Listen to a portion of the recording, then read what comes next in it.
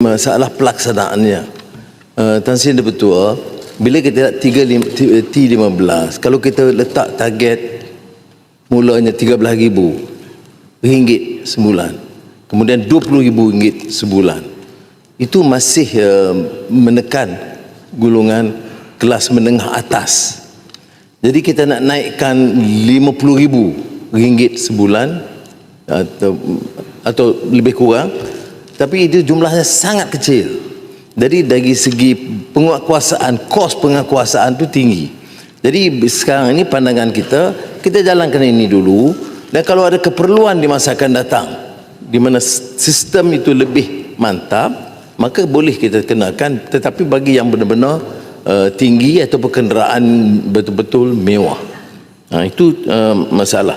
Kerana setakat ini pun penjimatan kita adalah sekitar 2.5 bilion ringgit. Ada yang mengatakan bahawa ini lebih rendah daripada yang disasarkan pada peringkat awal mengikut kajian Bank Dunia.